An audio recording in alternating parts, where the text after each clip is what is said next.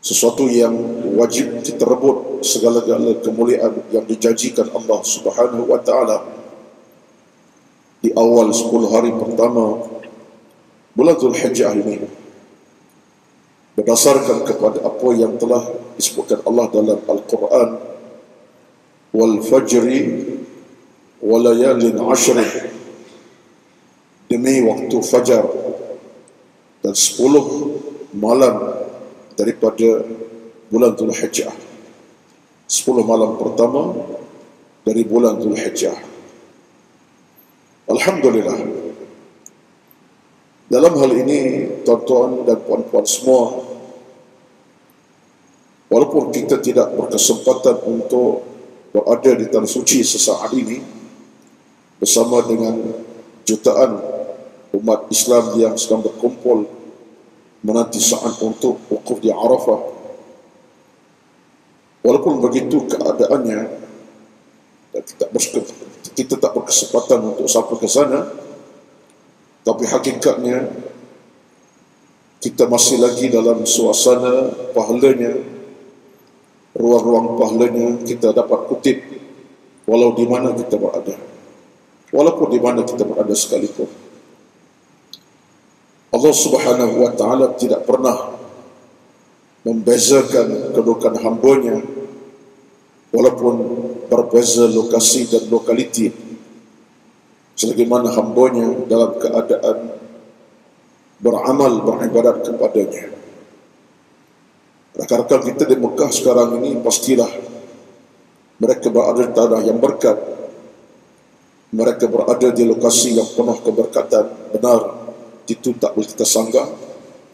Mereka menanti pahala malam siang, keredaan malam siang, keampunan malam siang daripada Allah.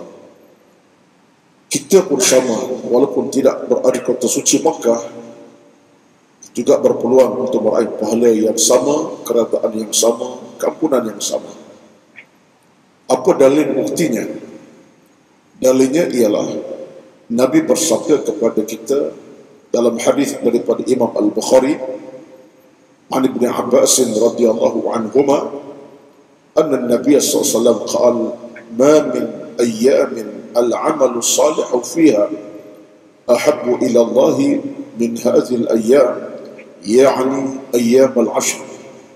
قالوا يا رسول الله ولا الجهاد في سبيل الله؟ قال ولا الجهاد في سبيل الله إلى رجل خرج بنفسه وماله ثم لم يرجع من ذلك بشيء. Maknanya Nabi menyatakan bahawa tidak ada hari di mana amal salah pada ketika itu lebih dicintai oleh Allah Subhanahu wa taala daripada hari-hari yang lain, yaitu 10 hari bulan Dzulhijjah. Ini menunjukkan kepada kita bahawa ini peluang kita.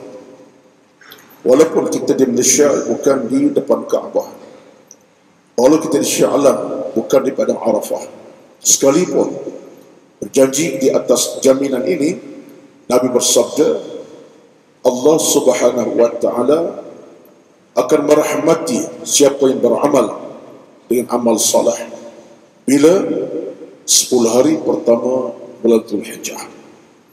Maka tuan-tuan, berdasarkan hadis inilah sama-samalah kita mengambil kesempatan itu. Saya faham, saya tahu bukanlah sesuatu yang baru dalam kefahaman tuan-tuan semua tentang hal ini, tetapi sekadar untuk ingatkan balik, tazkirahkan balik, motivasikan semula untuk kita mengambil peluang ini. Kerana hari-hari Dzulhijjah ini akan berlalu. Hari ini dah 3 Dzulhijjah, besok 4, lusa 5, akhirnya akan tamat bulan Dzulhijjah. Kerugianlah kita kalau kita mengambil kesempatan. Maka pada pagi ini, dalam kerangka itulah saya memilih tajuk pada pagi daripada kitab La Tahzan, kitab bulanan kita.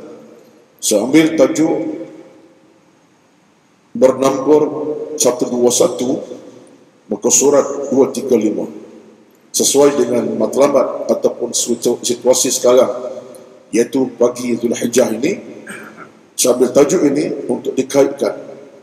Moga-moga kita dapat mengamalkan semaksimal mungkin dalam hari-hari Dhul Hijjah yang berbaki. InsyaAllah, moga-moga Allah permudahkan urusan ilmu dan amal kita. Baik, berdasarkan itulah tajuknya pada pagi ini ialah lakukan 10 tips meraih kebahagiaan. Muka surat 235, tajuk 121 dari kitab kita, iaitulah La Tahzan. Tajuk ini saya catat dalam buku saya, pernah dibicarakan pada tanggal 1 September 2019. Ada catatan dalam buku saya lah, ya. Catat ada 3 tahun yang lalu. Ulang balik pada pagi ini, situasi kita kebetulan berada pada 10 hari pertama Dhul Hijjah. Saya nak bawa oleh perbincangannya. Berkitab. Tajuknya pernah dibincangkan 1 September 2019. 3 tahun yang lepas, baru sangat. Tapi tak apa, demi untuk kebaikan bersama, kita ulang sebut, kita bincang. Mudah-mudahan dalam semangat 10 hari pertama Dhul Hijjah kita akan dapat meraih segala-galanya. Lakukan 10 tips meraih kebahagiaan. Tuan-tuan, puan-puan semua, dalam kehidupan beragama kita, Allah Subhanahu wa Ta'ala sentiasa saja menawarkan pintu-pintu rahmat, keamanan, keselamatan, kebahagiaan dan keredaan. Waktu kita tengok balik dalam situasi kehidupan beragama kita, dalam setahun dari kita, dalam hidup kita setahun, sebenarnya banyak sekali ruang-ruang kita untuk menambahkan pahala mencari redha rahmat Allah Subhanahu wa Ta'ala. Bulan Muharram sebagai contoh, kita digalakkan berpuasa sunat pada hari Ashura, Tasu'a, 9, 10 dan 11, ataupun paling tidak Ashura. Datanglah bulan Rabiul Awal, pun adalah kemuliaan di situ, di sebalik ibadat tertentu. Bulan lahirnya Nabi SAW. Banyak benda kita boleh ambil sebalik bulan tersebut. Datanglah bulan kemudian setelah bulan Rabiul Awal dengan bulan-bulan seterusnya, khasnya bulan Ramadan, bulan ke-9 daripada bulan Islam.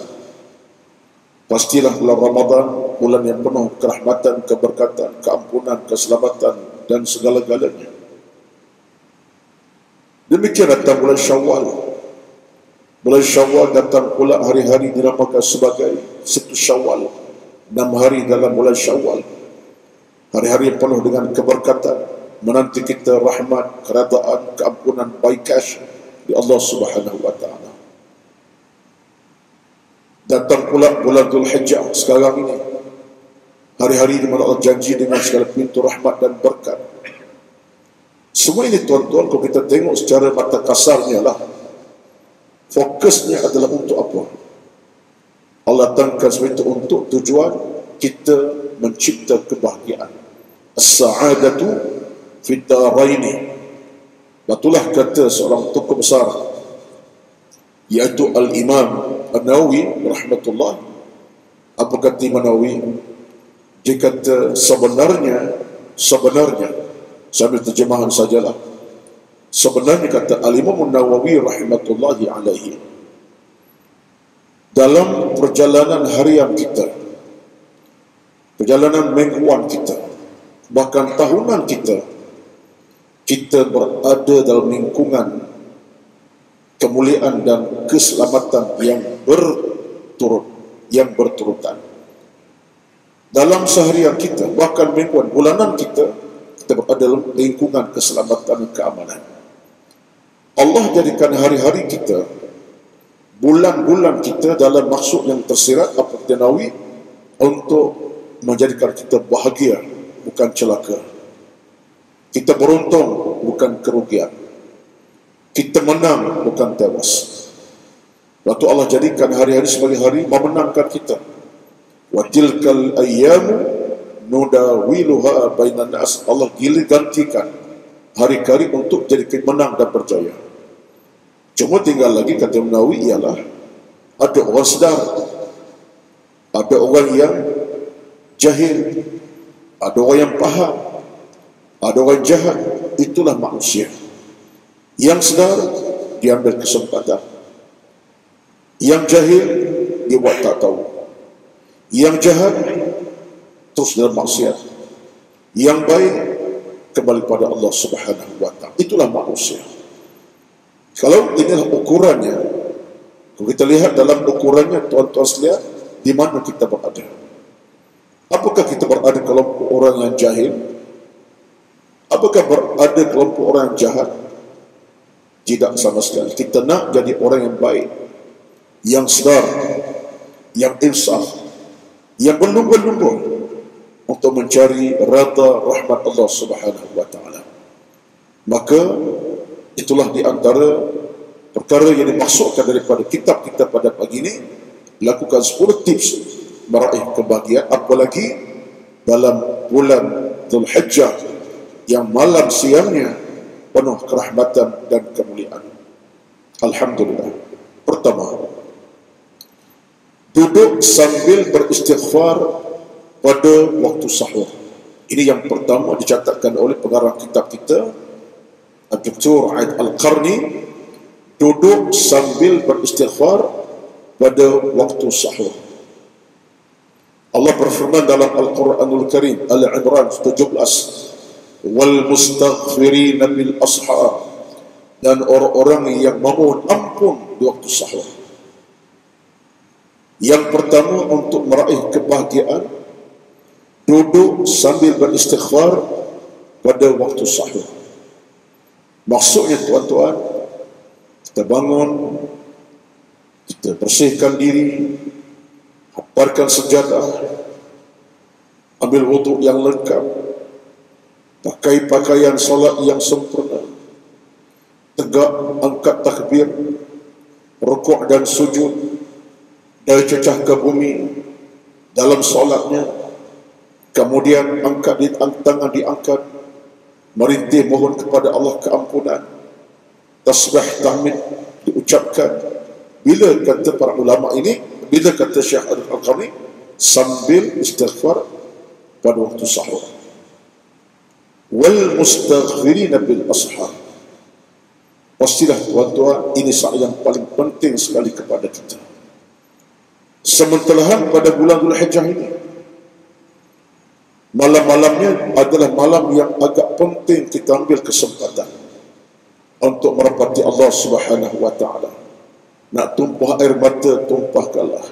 Nak menangis, menangislah. Nak merintih, merintihlah. Nak bermohonlah. Sebab apa? Sebab inilah merupakan cara untuk meraih kebahagiaan. Pasti hati akan bahagia, jiwa akan tenang, jiwa akan terasa bahagia dan tenang, pasti. Maka yang pertama, duduk sambil beristighfar pada waktu sahur. Dalam bahasa mudahnya, kalau ikut kepada pandangan para ulama, ialah dengan kita berqiyam, kita bertahajud, kita bangun, kita bangkit, dan kita bertahajud, merapati Allah dengan permintaan, dengan doa munajat kepada Allah Subhanahu wa Ta'ala. Lidah basah dengan ucapan zikir, lidah basah dengan ucapan tasbih, lidah basah dengan ucapan doa merintih, lidah basah dengan ucapan tilawatul Quran, tangan diangkat mohon kepada Allah segala pintu rahmat keselamatan. Bila ashar, waktu sahur. Baik. Bulan yang kita ada sekarang ini, lebih aula, apalagi Allah sebut dalam Al-Quran, wal fajri wal layalin ashrin, demi waktu fajar dan malam-malam 10 ini. Malam 10 ini bermakna malam-malam 10 pertama Dhul Hijjah, malam pertama sampai ke malam raya, sampai ke malam Idul Adha. Maka amat beruntunglah, berbahagialah tuan-tuan. Saya mengajak diri saya, mengajak tuan-tuan, pastilah di atas nama kita nak mengambil kesempatan, pastilah kita akan mendapat kebahagiaan. Hati yang sakit boleh sembuh, hati yang mati boleh hidup, hati yang bergeladak boleh bercahaya kembali. Moga-moga Allah Subhanahu wa Ta'ala berikan rezeki kebahagiaan kepada kita. Yang kedua, ada 10 tuan-tuan. Saya baca daripada kitab ini. Yang keduanya, menyendiri untuk bertafakur. Menyendiri untuk bertafakur sesuai dengan ayat dalam Al-Quranul Karim. وَيَتَفَكَّرُونَ فِي خَلْقِ السَّمَاوَاتِ وَالْأَرْضِ. Dan mereka bertafakur tentang pencipta langit dan bumi. Al-Imran ayat 191. Tuan-tuan sekalian, kita dalam hidup ini satu di antara elemen penting yang kita kena ambil ialah namanya muhasabah nafs.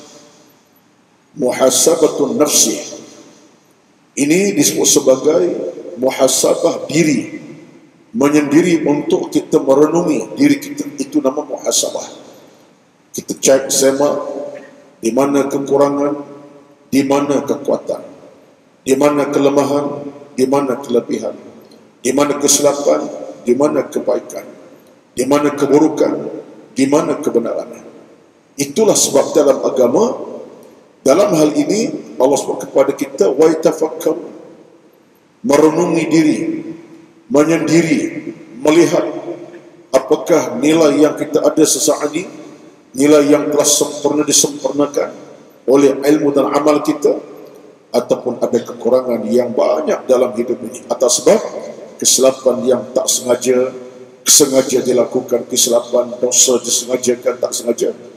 Yang ketiga, untuk mereka bahagian, kata Al-Qarni, menjalin hubungan dengan orang-orang salih, iaitu mujalasatus salihin, duduk dengan orang-orang yang salih, merapati berkawan orang-orang beriman, merapati orang-orang yang boleh bawa kita ke jalan kebaikan berpahala.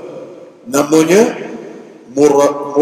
musahabatus salihin, bersama orang-orang yang salih. Ini perkara ketiga menurut Al-Qarni demi untuk meraih kebahagiaan. Allah sebut dalam Al-Quran Al-Kafir 8, wasbir nafsaka ma'al ladzina yad'una rabbahum, dan bersabarlah kamu bersama orang-orang yang menyembah Tuhannya. Mana siapa? Bersama orang-orang salih. Nabi bersabda kepada kita dalam satu hadis daripada Ibnu Mas'ud radhiyallahu anhu tentang hal ini. Disebutkan riwayatnya, ja'a rajulun ila Rasulillah sallallahu alaihi wasallam faqala ya Rasulullah kaifa taqulu fi rajulin ahabba qauman wa lam yalhaq bihim, faqala Rasul sallallahu alaihi wasallam al-mar'u ma'a man ahab, muttafaqun alaih. Cukup menarik hadis ini tuan-tuan. Datang seorang sahabat, rajulun, tak dikatakan seorang, tak disebut siapa, tapi rajul ini umum, laki-laki, datang kepada Rasulullah. Dia tanya Rasulullah, macam mana Rasulullah tentang seorang manusia yang dia ini cukup disenangi orang lain. Orang ni orang cukup disenangi, orang cukup senang dengan dia, dia ni orang baik, dia orang saleh. Macam mana Rasulullah kamu nak sebut berlaku tentang hal ini? Orang tu orang baik. Kata Nabi apa? Kamu kena duduk bersama dia. Al-mar'u ma'aman ahab. Nabi ajar orang supaya bersama orang tadi. Kalau ada orang saleh dalam masyarakat, orang baik masyarakat, segera bersama mereka. Jangan abaikan untuk bersama orang-orang saleh. Tuan-tuan, ini pun satu di antara perkara cara kita untuk kita beroleh kebahagiaan. Ya, suatulah dalam hal ini pernah satu ketika Sayyidina Uthman bin Affan radhiyallahu anhu, sahabat Rasulullah, khalifah Islam yang ketiga, menantu Nabi SAW. Pernah satu hari Uthman dalam masa di memerintah Madinah dan Mekah, iaitu khalifah lah, ia khalifah yang ketiga. Pernah satu hari Uthman bin Affan dia berjalan-jalan di pasar Madinah. Di pasar Madinah, orang sedang berniaga, sedang kelam kabut dengan perniagaan, orang macam-macam, biasa pasar. Lalu Uthman bin Affan tengah berjalan, dia tengok sekelompok orang sedang duduk di satu tempat. Kalau kita wakaf lah, macam satu lokasi wakaf gitu, orang sedang duduk beramai-ramai. Uthman pun tengok dari jauh, lantas dia tuju tempat itu. Dia khalifah ni, dia pun datang. Maka dia tengok dari jauh, 3-4 orang, 4-5 orang sedang bercakap-cakap sesuatu, nampak sedang berbincang sesuatu. Lalu Uthman merapatinya, mendekati. Di pasar Madinah ni. Lalu dia masuk ke majlis itu, rupa-rupanya 4-5 orang sedang berbincang apa? Tentang perkara iman dan Islam. Mereka sedang sembang benda-benda bersifat tentang iman Islam, tentang agama, tentang iman Islam. Benda baik kan? Bincang tentang soal keimanan. Uthman pun masuk bersama. Mereka tak sedar ia khalifah datang. Sebab kata riwayat, khalifah tutup mukanya dengan kain macam selebar gini, tutup. Maka tak diketahui siapa datang. Tapi ada seorang perasaan, ini semacam khalifah ni. Lalu diangkat muka, Khalifatul Mukminin, Uthman, engkau ke ni? Lalu Uthman pun buka dia punya, dia diselak balik dia punya tutup muka. Ya, aku Uthman, Khalifatul Mukminin. Lalu kata Uthman, demi Allah, tidak ramai orang bersama kamu sekarang. Kamu 4-5 orang ni, orang di Madinah tu ramai, tapi tak ramai dia bersama dengan kamu. Yang ramai sedang berjual beli, yang ramai sedang duduk bersembang-sembang di luar sana. Lalu kata Uthman, demi Allah, alangkah ruginya mereka yang tidak bersama dengan kamu saat ini. Maknanya apa? Uthman menidakkan, Uthman mengiyakan keperbuatan 4-5 orang ini dengan kebaikan. Alangkah ruginya orang-orang lain tidak bersama dengan kamu. Lantas Uthman pun keluar daripada tempat itu. Uthman kat suara. Wahai Uthman kata, wahai penduduk Madinah semua, sebaik-baik tempat untuk kamu hadir bersama orang-orang yang salah ini. Bukan Uthman minta turun kedai, tidak. Tapi Uthman sebut dalam kelam kabut suasana itu sebaik tempat ialah tempat Allah sedang bercakap tentang agama. Yang lain mungkin macam-macam. Itulah tuan-tuan, Nabi pun sebut satu hadis dalam hal ini. Saya buat cerita Uthman sebab jelas ceritanya. Nabi sebut, sampai Nabi kata dalam hadis yang sahih, Nabi kata apa? Ahabbul biladi indallahi masajiduha wa abghadul biladi indallahi aswaquha. Hadis, ahabbul biladi indallahi masajiduha wa abghadul biladi indallahi aswaquha. Sekasih-kasih tempat di atas bumi bila ada masjid dan surau. Tempat orang beribadat, orang cari ilmu, orang baik-baik duduk dalam keadaan beriman. Itu sebaik tempat, kata Nabi. Seburuk-buruk tempat, sebenci-benci tempat, wa abghadul biladi, sebenci tempat dalam bumi di atas bumi, tempat di mana aswaquha. Aswaq ini maksud apa? Pasar-pasar yang orang hiruk-hiruk, orang ramai hiruk-hiruk dengan suara macam-macam, orang sedang berkeluman dengan suasana yang hiruk-hiruk. Itu tempat Allah paling benci sekali. Maksudnya apa? Maksudnya kawasan-kawasan ramai yang orang kadang-kadang tak jaga dah aurat, tak jaga kedudukan, tak jaga apa, suasana rumah. Kata Nabi, tempat paling Allah suka ialah masjid-masjid. Jadi Uthman tadi kata kepada sahabat yang ramai, rugilah orang tak bersama dengan tempat seperti ini. Maka tuan-tuan, disitulah kata para ulama, kita dalam hidup ini, kalau kita nak kepada kebahagiaan, maka salah satu cara yang kita kira untuk menjaga hubungan dengan orang-orang yang salah, musahabatu as-salihin. Dan ini merupakan benda yang memang tuan-tuan, secara fizikalnya kita kena faham, itu satu nilai yang penting. Kita pada hari ini, kalau kita nak dapat nikmat kebahagiaan, kalau kawan kita orang jaga solat, kawan kita orang jaga akhlak, kawan kita orang jaga iman, jaga peribadi, tidak cakap benda bukan-bukan, tidak menipu dusta, kita bahagia. Tapi kalau kita bersama orang-orang yang sifatnya buruk, lama kelamaan kita jadi macam dia. Lama kita macam dia. Kita baik, mula dusta, mula menipu, mula bohong. Sebab kawannya kawan yang buruk. Itu Nabi sebut dalam hadis, kata apa? Falyanzur ahadukum man yukhalil. Pilih siapa yang kamu nak berkawan dengannya. Jangan sebarang orang nak pilih berkawan. Bukan atas dasar apa? Dasar agama. bukan dasar dunia semata-mata. Dasar dunia semata-mata pilih kawan macam tu lah. Boleh belanja makan, boleh sembang kencang, boleh buka kelab wal 3-4 jam, itu payahlah kita. Ada orang macam tu, dipilih kawan jadi macam tu lah. Boleh huang-huang kata, boleh sembang kencang, boleh belanja makan minum, itu dia nak sana. Tapi nak cari kawan ajak sembahyang, payah. Nak ajak kawan yang boleh ajak pada agama, tak nak. Ini masalah kita. Batulah ini bukan akhlak orang beriman. Orang macam tak bahagia. Baik.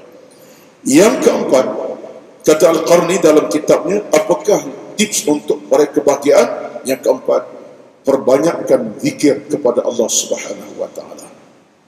Dalam bulan Dzulhijjah ini, tuan-tuan sekalian, siang ke malam, malam ke siang, yang penting perbanyakkan zikir dan munajat. Perbanyakkan. Tak ada malah khusus. Orang tanya, ada amal khusus ke bulan Dzulhijjah ni Ustaz? Tak ada. Amalan terbuka.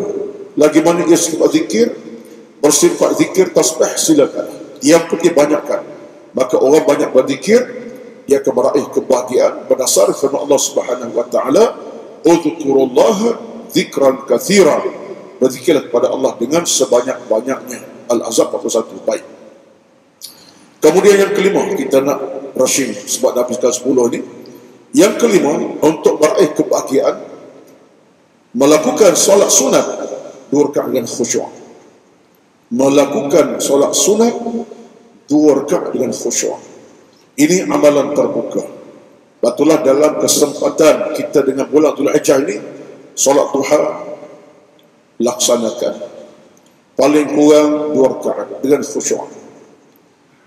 Solat yang sifatnya tahajud belah malam tadi kita sebut tadi, bangun tengah malam untuk mohon, tolong kita raikan waktu dan ketikanya. Termasuklah solat-solat qabliyah ba'diyah. 2 rakaat. Sama ada zuhurnya, asarnya, bahkan maghrib, lepas maghrib dan lepas isyak. Cuba kita pertahankan dengan khusyuk. Ini merupakan laluan kita yang penting, sebab solat khusyuk ini mendatangkan pintu kebahagiaan, apalagi pada hari-hari yang kita ada sekarang, iaitu pada hari bulan Dzulhijjah yang penuh keberkatan. Termasuk hari-hari yang lain pun, bukan Dzulhijjah, tapi mengekalkannya. Satu kepastian kita lakukan. Baik. Yang keenam, baca Al-Quran dan renungkanlah isi dan maknanya. Afala yatadabbaruna al-Qur'ana, An-Nisa 82. Dalam 10 hari Dzulhijjah ini, tuan-tuan sekalian, peganglah Al-Quranul Karim. Bacalah surah demi surah, ayat demi ayat, dan renungkan isi makna kandungannya.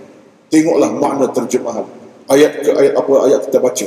Surah apa kita tengok? Surah Al-Imran, Suratul Qiyamah, Az-Zumar, Surah Muhammad, Surah Al-Baqarah, apa surah.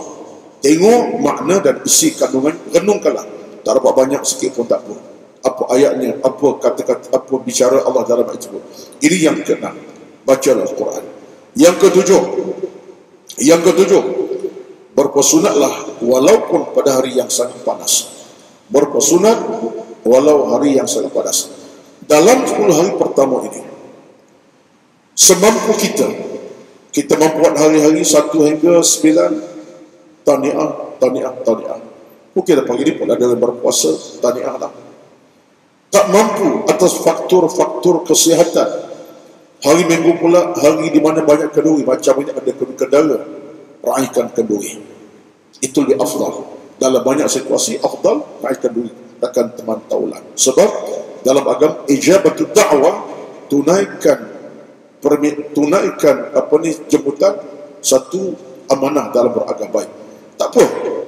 Yang penting ambil masa. Khasnya bila? Khasnya pada 9 Dzulhijjah. Khasnya pada 9 Dzulhijjah.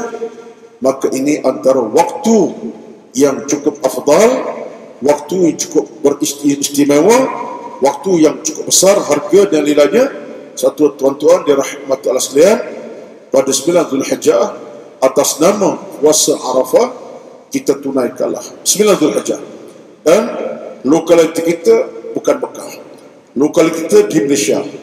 Kita puasa 9 pada hari Sabtu, bukan Jumaat. Ya betul, Arafah hari Jumaat, di Arafah Jumaat. Tetapi lokaliti kita bukan di Mekah, bukan Madinah, bukan Saudi, bukan Kuwait, bukan Mesir, di Malaysia. Maka ikut matlak kita. Matlak kita tahun ini ialah 9 Dzulhijjah hari Sabtu. Maka 9 ini puasa.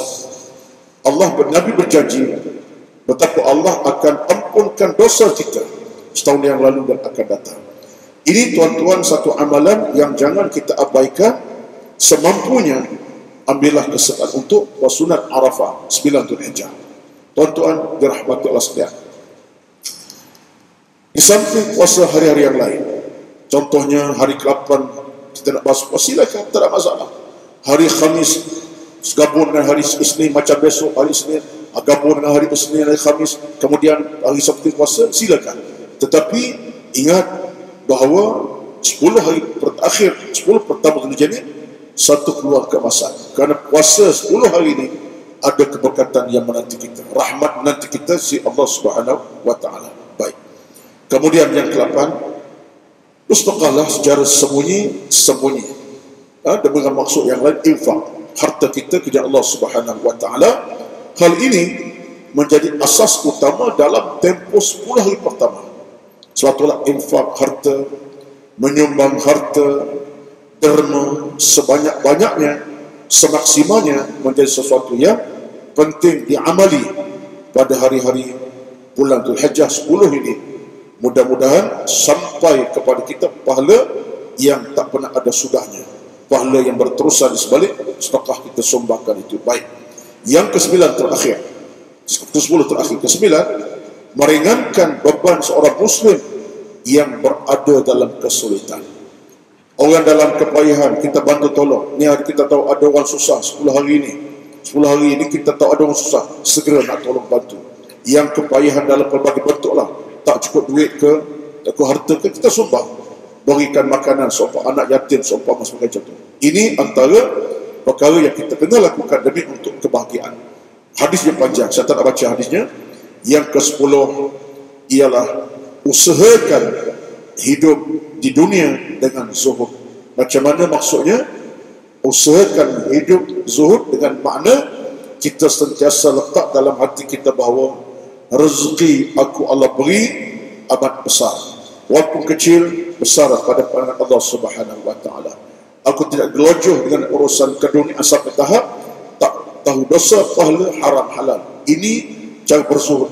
Zuhud bukan tolak harta, bukan nak miskin, bukan, tapi memahami halal, haram, dosa, pahala. Ya Allah, aku nak harta yang halal, bukan haram. Harta yang kau redha, bukan kau murkai. Ya Allah, jadikan aku dapat nikmat rezeki yang benar baik, bukan benar halal, benar haram. Ini maksud zuhud.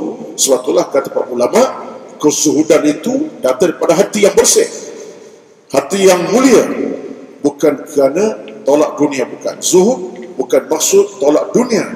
Zuhud yang mengawal dunia dengan iman.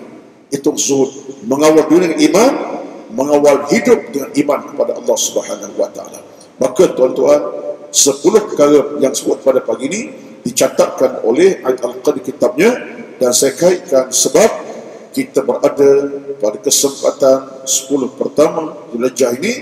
Mudah-mudahan Allah berikan kita nikmat rezeki melimpah ruah, pahala yang tak ada sudahnya, rahmat yang berkekalan, keberkatan berterusan.